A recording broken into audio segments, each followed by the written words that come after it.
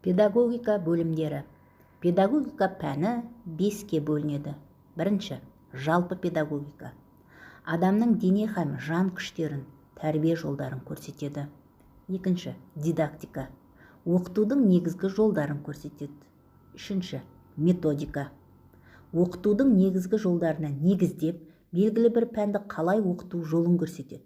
Мысалы, мектепте қазақ тілін қай жолмен оқыту керек екендігін үйрететін пән қазақ тілінің методикасы деп аталады. Төртінші бөлім. Мектепті басқару. Бұл пән мектеп қалай салынуға, қалай ұсталуға тиісті, сыныптарға шәкірттерді қалай бөлу керек, оқу пәнін қалай белгілеу керек. Міне, осылар сықылды мектеп құрылысы жұмыстарын көрсетеді. Бесінші бөлімі педагогика тарихы. Бұл пәннің не нәрсені кеңес қылатындығы жоғарыда айтылды. Жалпы педагогика екі нәрсе жайынан сөйлейді. Дене тәрбиесі және жан тәрбиесі. Дене тәрбиесі. Жаңа туған бала бір кесек ет қана деуге болады. Оның жан тұрмысы әлі білінбейді.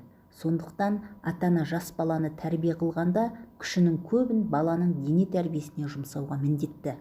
Дене тәрбиесіне жеңіл қарауға болмайды. Жан дұрыс тәрбие қылынса болады. Дененің қанша керегі бар деп ойлау дұрыс емес. Дене жанның қабы. Қап берік болса, ішіндегі зат та берік болмақ. Дене жанның құралы. Құрал мықты болса, иесі де мықты.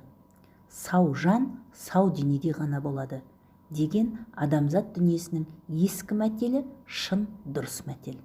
Жаңа туған баланы тәрбиелегенде тәрбиеші төмендегі нәрсені білуге һәм істеуге тиіс.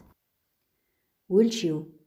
Егерде сау болса, жаңа туған баланың салмағы 8 қадақ шамасында болады. Нашар, ауру бала 6 қадақ шамасында. Нағыз сау, таза бала 10-11 қадақ шамасында салмақты болады. Бастапқы 2-4 күн ішінде түрлі себептерден баланың туғандағы салмағынан 2-ден 1, 4-ден 3 қадақ шамасында кемейді. Мұнан соң бірте-бірте салмағы арта бастайды. 7-10 күнде туғандағы салмағына қайта түседі. Айдың аяғында туғандағы салмағынан 3-тен 1-ге артады. Мұнан соң салмақ арту шабандай береді. Екінші жыл бойына бастапқы салмағының 5-тен 1, үшінші жыл бойына 10-нан 1, ал енді 4 жастан 10-ға шейін жылына 4-5 қадақтан артып отырады.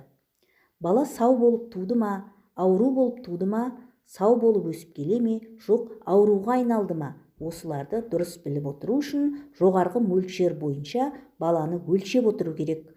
Бастапқы айда күн сайын, мұнан соң жыл толғанша 7-де 2-3 рет, екінші жылда 7-де 1, үшінші жылда айына 1 өлшеп отыру мақұл. Баламды безбенге сал деп айттың деп қазақтың ыршып кетуінде сөз бар ма? Тәрбиенің басқа түрлерін ести келе, адуын әжелер ыршымақ түгіл сөгіп тастар. Әйткенменен амалғанша көтерерміз. Мойнымыз жуан болғанмен өзіміз жуаспыз. Біздің бар тілегіміз ыршыса ыршысын, ұрсса ұрссын, тек біздің айтқанымызды естісе екен. Қайткенмен де біреу болмаса біреу, 100-дерін болмаса да 1000-нан біреу осы педагогика көрсеткен жолмен жүрер деп сенеміз. Біз өзімізді ақынның сөзімді біреу алмас, біреу алар, құлағын біреу салмас, біреу салар. Дүниеде сүйгенім бар, күйгенім бар, солардан аз да болса белгі қалар деген сөзімен жұбатамыз. Жылылық. Баланың да, жеткен адамның да өлшеулі жылылығы 37-37-де 5 градус болады. Бірақ жаңа туған бала денесінің жылылығы бастапқы күндерде түрлі себептерден мынау өлшеуден 2-3 градус кем болады. Әйткенмен де ұзамайды, бұрынғы қалпына түседі. Және баланың да, жеткен адамның да жылылығы бір тәулік ішінде бір қалыпта тұрмайды. Біресе өлшеуден асып кетеді, біресе төмен түседі. Жылылықтың төмендейтін уақыты таңертең, жоғарылайтын уақыты кеш. Дене жылылығы термометр деген бір құралмен өлшенеді. Осы құралмен баланың денесін күнде өлшеп тұру керек. Жылылық белгілі өлшемде тұрса, баланың сау болғаны, не жоғарылап, не төмендеп кеткен болса, баланың ауру болғаны. Жылылық өлшеніп отырылса, келе жатқан науқастың алдын алуға болады.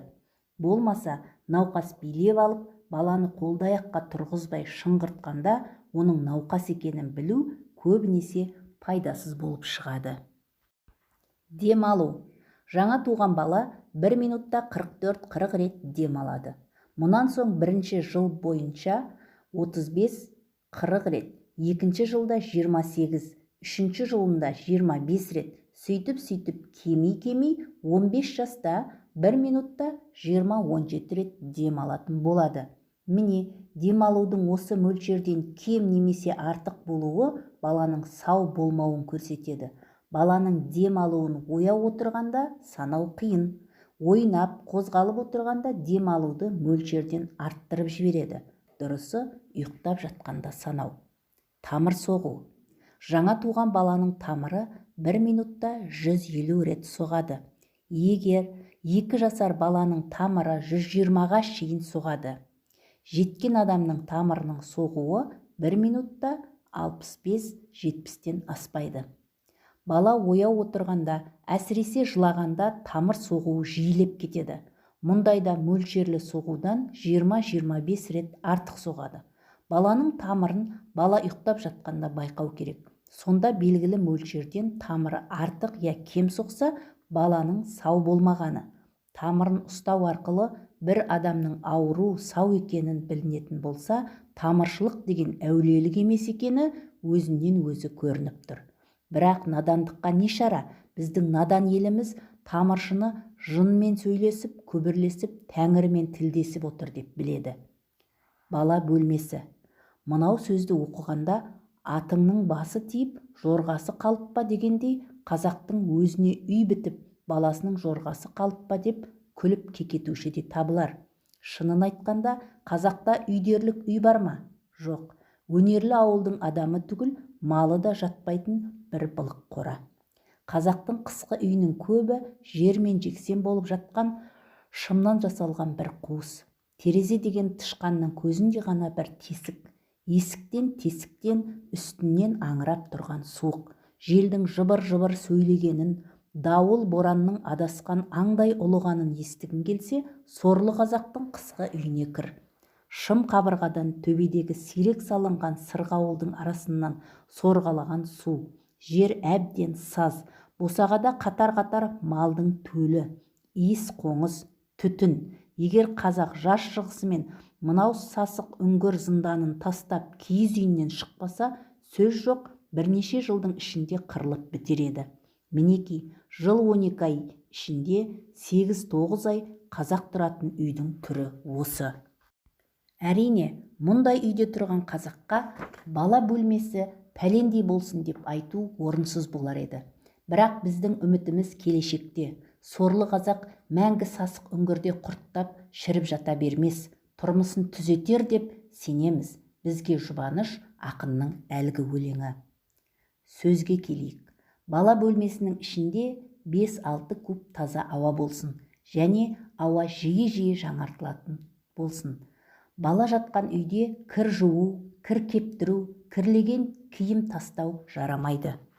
Себебі кірдің кірі бу болып, ауа болып баланың ішіне кіріп, саулығына зиян келтіреді. Бала бөлмесінің жылылығын да бақылап тұру керек. Жаңа туған бала жатқан бөлменің жылылығы 17-18 градус. 1,7 мен 6,7 арасында 17-16 градус. Мұнан соң 15-16 градус болуы тиіс. Қандай үйдің, әсіресе бала бөлмесінің жарық болуы тым керек. Қараңғы үйде тәрбиеленген баланың өсуі шабан болады. Тамағы қанша жақсы болса да, әлсіз, нашар болып өседі. Сондықтан бала жатқан бөлменің жарығы мол болуы керек. Бөлменің жарығы мол болуы үшін терезелері оңтүстік күншығысқа не оңтүстік күнбатысқа қарауы шарт. Терезелері тура оңтүстікке қараған бөлме қысты күні жарық, жылы болғанымен жазды күні ыстық қапа болады. Ал енді терезелері солтүстікке, түн жаққа қараған бөлме қашанда қолайсыз. Сөз аяғында қазақтың үйінде бала өсіруі, асырауы туралы бір-екі ауыз сөз айтып өтейік. Бала тәрбиелеу үшін киіз үйді аса қолайлы деуге болмайды. Аңғал-саңғал, ашық тесік, Киіз үй баланың жел тиіп, суық тиіп ауру болуына көп себепші. Бірақ баланы киіз үйден бір жола бездіріп кетуге орын жоқ. Киіз үйдің зиянды болғаны сықылды, пайдалы жағы да бар. Әңгіме сол киіз үйдің ішінде баланы ұстай білуде. Таза ауа сол киіз үйде болмағанда қайда болады? Тегінде жаратылыспен бауырласып құшақтасқан, алдындағы малымен бірге жүріп, бірге өскен қазақ баласын аса нәзік етіп, үлбіретіп тәрбие қылмағаны дұрыс болар еді. Бұл сөзбен мен балаңды баяғыдай шалбардың ішіне салып асыра дейін деп отырғаным жоқ. Ол заман озды ғой. Әйткенмен де қазақ баласының тәрбиесі қазақ тұрмысына қабысуы мақұл. Баланың тамағы. Баланың жақсы өсуі үшін оның тамағы жақсы болуға тиіс. Тамақ баланың өсуіне қарай өзгеріп отыру керек. Бастапқы кезде балаға ең дұрыс тамақ ананың сүті. Сүттің ішінде денеге керек заттардың бәрі бар. Ана сүті бала өскен сайын өзгеріп отырады. Ана бір себептерден баласын емізе алмайтын болса, әрине қолдан асырауға тура келеді. Бірақ емізуге мүмкін болғанда абзалы ананың өзі емізу. Статистикалық санақ пәнінің көрсетуі бойынша ана сүтін емген 100 баладан 15-20-сы ғана өледі. Ал қолдан асыраған 100 баладан бір жылда 65 бала өледі. Қолдан асырау. Қолдан асырағанда балаға лайықты тамақ ешкі сүті. Бұл болмаған күнде сиыр сүті. Бірақ сиыр сүтінде ақ пен май көп, қант аз. Сондықтан сиыр сүтін сұйылту һәм тәттілеу керек. Жаңа туылған балаға берілетін сиыр сүтіне 3 есе су қосу керек. Мұнан соң 2-3 айға шейін 1 бөлім сүт, 2 бөлім су, 3 айдан 6 айға дейін екеуін де бірдей. Ал 9 айдан былай таза сүттің өзін беріп отыру керек. Бір ішкізгеннен қалған сүтті екінші рет беруге жарамайды. Балаға беретін сүттің жылылығы адам денесінің жылылығындай болуы керек. Сүтті тәттілеу үшін сүтке кәдімгі қант салу керек. 1 стакан сүтке 1 бал қасық қант жетеді. Балаға берілетін сүт сау сиырдың жаңа туылған сүті болсын. Әр сиырдың сүтін бір бергеннен бір ғана сиырдың сүтін берген дұрыс. Сүт ыдысы таза болсын. Һәм берілетін сүт қайнатылуға тиісті. Емізік. Қолдан асырағанда балаға тамақ беру үшін қолайлы әдіс емізік. Ішіндегі сүтін еміп болған соң құр емізікті балаға сорғызып қою тіпті дұрыс емес. Біріншіден, баланың іші желге толып, аурулы болуға себеп болады. Екіншіден, желімнен жасалған емшек баланың денесіне зиян келтіреді.